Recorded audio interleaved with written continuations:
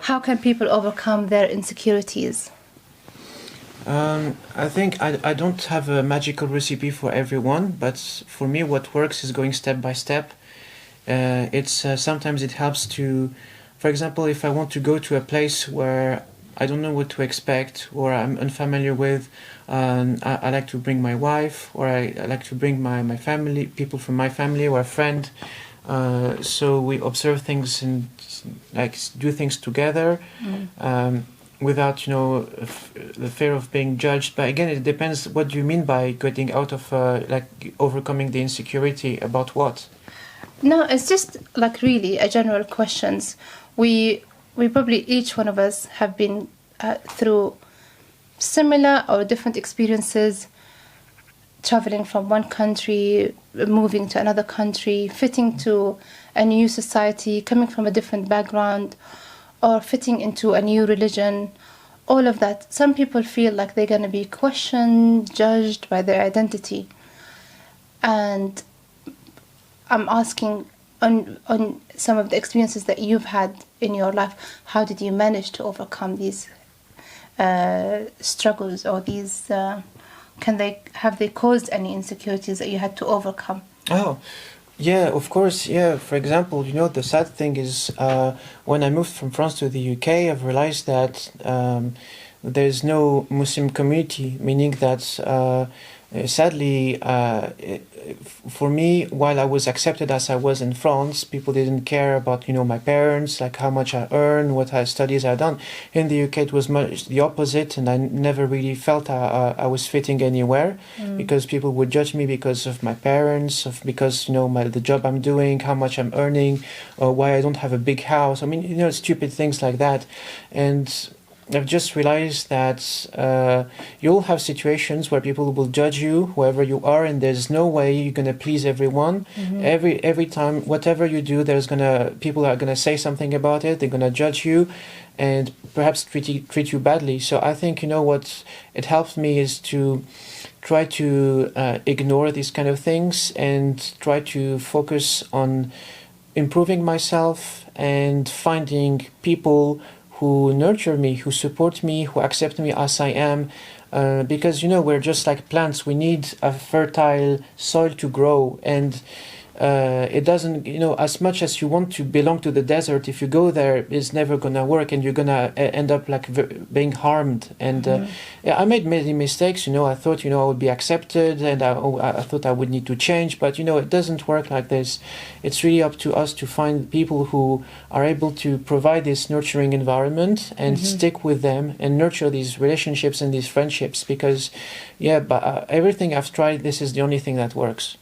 Would you say you moved from France to the UK because you thought there's a bigger Muslim community in London or in the UK? Was that something that you thought of before, or was there any reason of moving? No, I never wanted to move to the UK. Okay. If it was me, I would have stayed in France, but it's a combination of different events. Sadly, it was a coincidence with my divorce, and I was offered a job in the UK. We decided to move to give ourselves a second chance. It didn't work. And because my parents were not very happy with my professional and religious choices, it would have been too hard for me to go back to France, and I didn't have any job opportunities in my career. So I decided the UK is the best option I had, so this is why I stayed. I see. Does it bother you when people ask you about your religion? Like, why did you choose Islam, or it doesn't?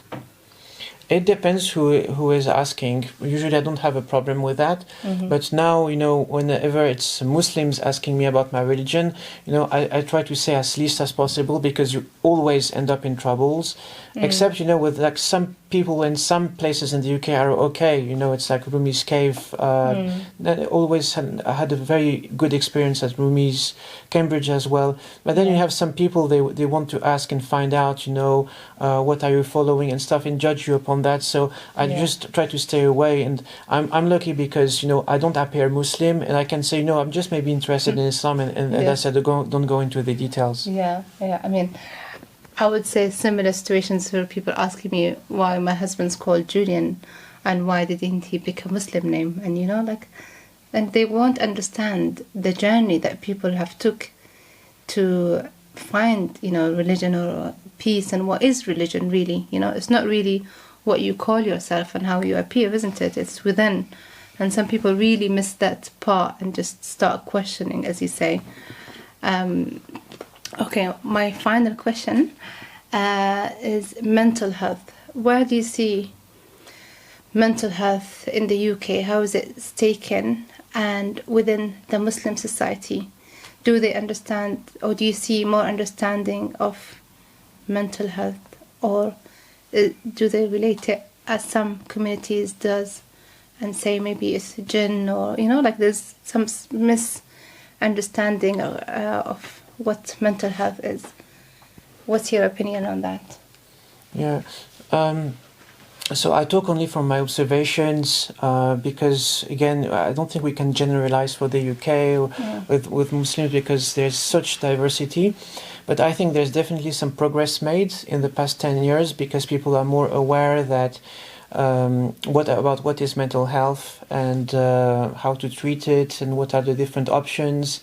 And people also have been more explicit about the making the clear difference between the like what works, how to deal with it, and how religion can inform that. And no, just like traditional medicine, the religion explains the why things may happen. We can be tested, and so on and so on.